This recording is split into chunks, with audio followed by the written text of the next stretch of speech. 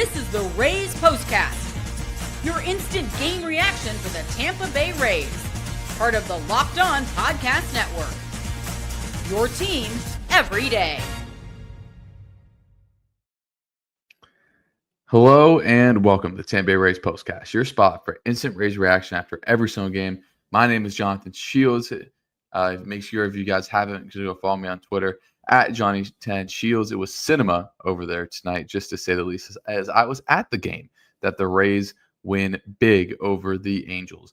Big time win for the Rays. I was saying that they were kind of due for an offensive output like this, even though they got all their runs and hits in the fourth inning and then didn't get a hit again until the ninth.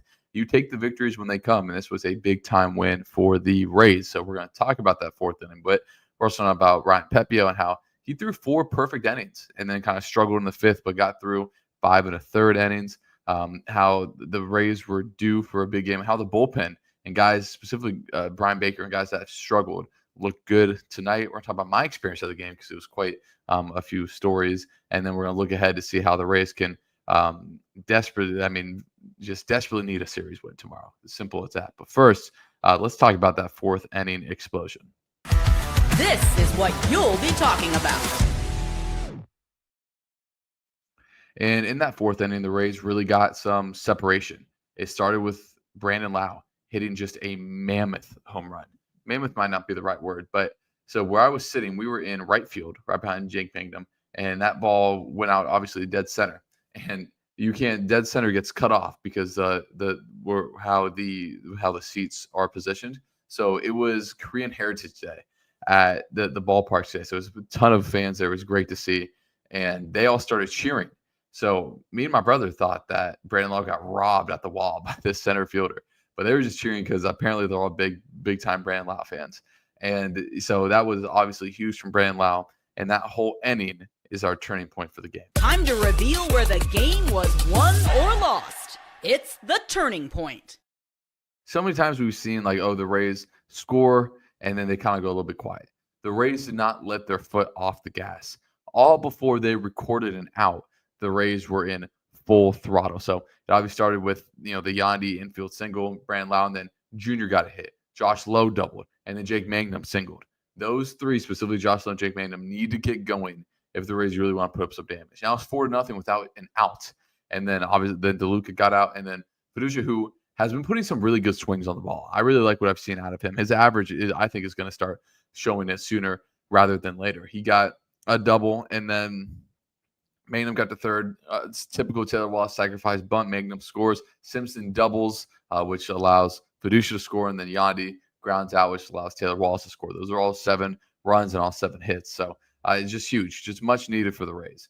And because how many times they scored more in that inning than they did in the previous 4 games combined, just to kind of put in perspective of how hot and cold this Rays offense has been. But that inning was absolutely massive for the Rays, and hopefully it just propels them to keep on going. They're facing another lefty tomorrow. Interested to see what the lineup is going to be like tomorrow. But again, just a much needed win for the Rays. And this one felt good. Like the one against the Dodgers, it was short porch shots by Yandy, whatever, a win's a win. This one is like, wow, the offense really started to put together some stuff we haven't seen since the game against the Orioles before the All-Star break. And before that, really since June. So some super encouraging things to take from this. And, it goes to Ryan Pepiot.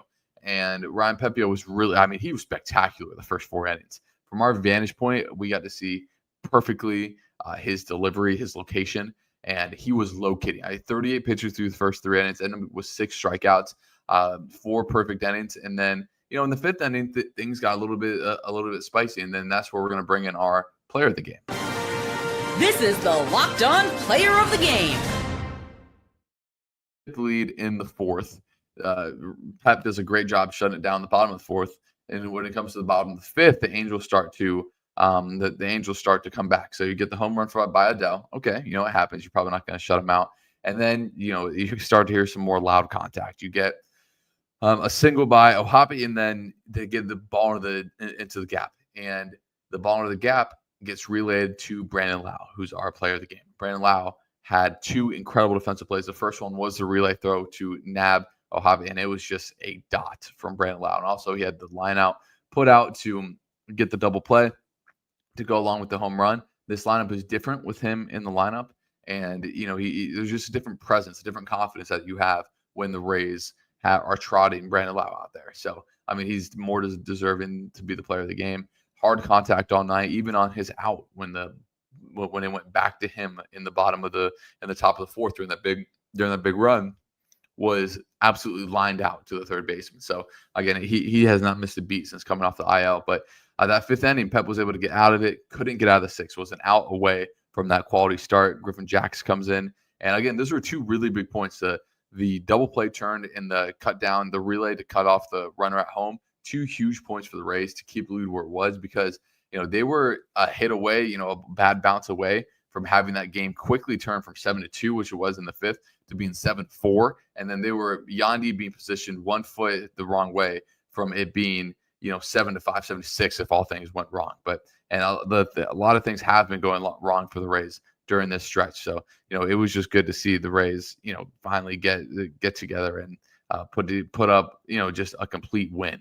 So yeah, it was just much needed from this Rays team. But we're going to look ahead to the bullpen, because I thought the bullpen were really, really good today. But we're going to touch on right now a little bit more about why I thought the Rays would do for a big game, because I thought they were getting a little bit unlucky at the plate now. A lot of that was just incompetence from the batters, especially yesterday. Yesterday was a really frustrating game. But now the Rays have the potential to stack momentum, right? Again, it's not, if the Rays want to get back into this, it's winning 8 of 10. It's not winning. It would be great if they went 7 in a row. Not incredibly likely. It's winning 7 of 9, 8 of 10, 12 of 15. And if the Rays can stack together, maybe this is a start. That's how I've been going into every single one of these games, trying to be as optimistic as possible. Is this the start of the run to where the Rays can win 8 of 10, right? You see the Red Sox, they just won their 7th in a row today. They've been on fire since they played the Rays, honestly, back in the series in Fenway. So hopefully things to look forward to, but it's one of the biggest starts of the season for Shane Baz tomorrow. We'll talk about that and how good the bullpen was and my experience at the game. I have a few fun stories for you guys right after this. This episode is brought to you by FanDuel. Summer sports are in full swing, and whether you're all about baseball under the lights, golf on the green, or high-stakes soccer action, FanDuel is the best way to make every game even more exciting. You're already following the action. Why not make it a little bit more thrilling? With FanDuel, you can get on the game while your friends are getting sunburned at the beach. I've been using FanDuel to track my favorite matchups. You guys know I love the daily promotions, the trends you can do. So if you guys get it, make sure you check that out. And if you're new to FanDuel, new customers can bet just $5 win 150 in bonus bets if your first bet wins. Open the FanDuel app today or visit FanDuel.com to get started. This episode is also brought to you by 5-Hour Energy. Time to fuel up and turn it up with 5-Hour Energy Transfusion. It brings the bold grape, ginger, and lime flavor of your favorite golf drink, minus the alcohol, into a quick, energizing shot. Whether you're sinking birdies or at a ball game with friends, this is a hole-in-one for your game. Let's be honest, some days, whether you're golfing, whether you're at the ballpark, whether you're doing late night with the Rays, you need that extra boost of energy to stay sharp and energized. And this is the thing to do it. And it's a perfect time. The 5-Hour Energy Transfusion is becoming a sponsor, because the Rays are going to be on the West Coast a lot. And honestly, we're pretty blessed with the Angels starting at 9:40 local time. Once they get to Oakland is when they starting at 8:05 or 8:05, 10:05, and San Francisco is 10:15. So again, it's pretty nice now, but you guys will need that extra boost of kick, and 5-Hour Energy can give that to you. So if you go to 5hourenergy.com, the number 5hourenergy.com, you can use my promo code LOCKEDONGolf to receive 20% off your order. This offer is only valid until September 30th. One order cannot be used with other promotions. The code is not good on subscription orders. Whether you're meeting up with friends or trying to turn 18 holes into 36, get the energizing boost you need to power through.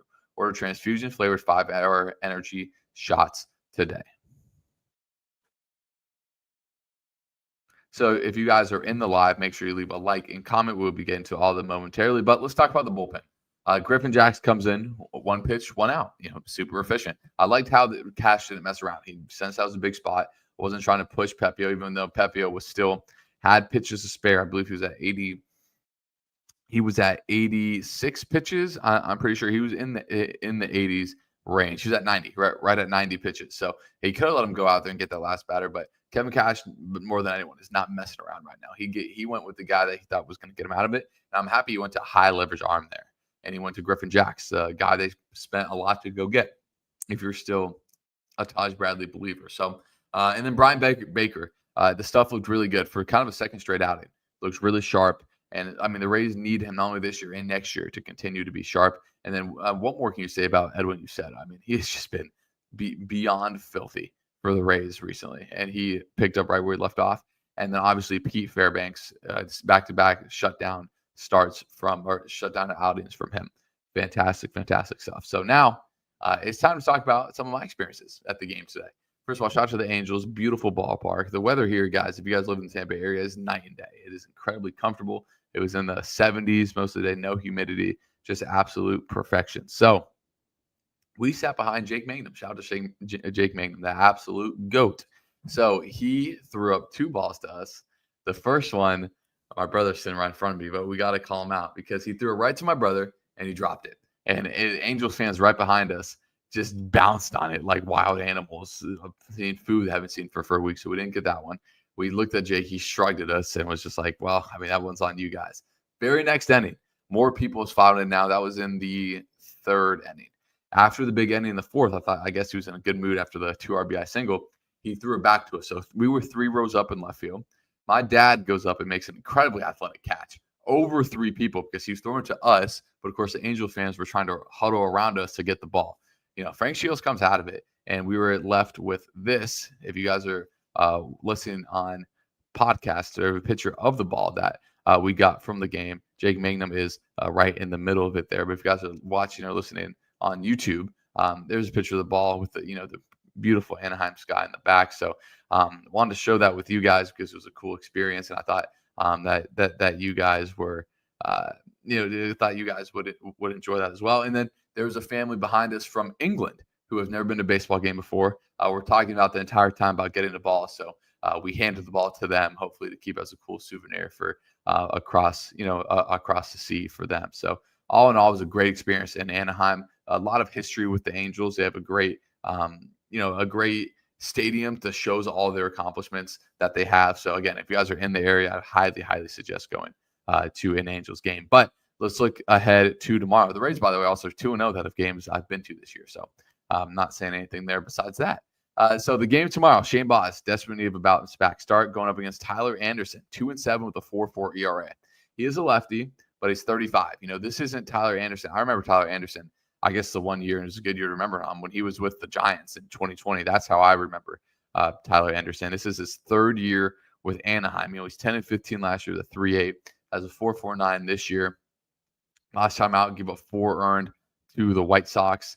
He's given up 4 earned runs in 3 of his last 4 starts. So someone I think the Rays can get on and kind of attack a little bit. But, we know how the Rays have struggled against left-handed pitchers. So it's going to be something to see how, he can potentially face the Rays. And he faced the Rays way back in April of last season. He went 7 innings, 4 hits, no runs, only 3 strikeouts. So in that game, Yandy went 0-4. And Yandy is the only one in that lineup that is still on this team. We had a Harold Ramirez DH day. Shout out to the GOAT. Zach Eflin pitched for the Rays. And Jacob Waguespack, who's not even in the league anymore, also pitched for the Rays. So literally the only Yandy Diaz out of the people that participated in that game for the Rays is still with the roster. Just kind of wild to think about. But that's the preview for tomorrow. And the key for the Rays, they've done it in each of the 2 games this series, is score early, score fast, score early. Keep the pressure on, play with a lead. The Rays are much, much better when they play with a lead. But now let's get to your guys' comments, as we got to give a big shout out to Mike here. He says, I'm going to set up my alarm, wake up for the postcast. I do construction. I have to get up early. That is dedication, because in my comments 4 hours later, you can see you set his confidence. He's smiling out there at the mound. I 100% agree. Mike, thank you for staying up for the postcast.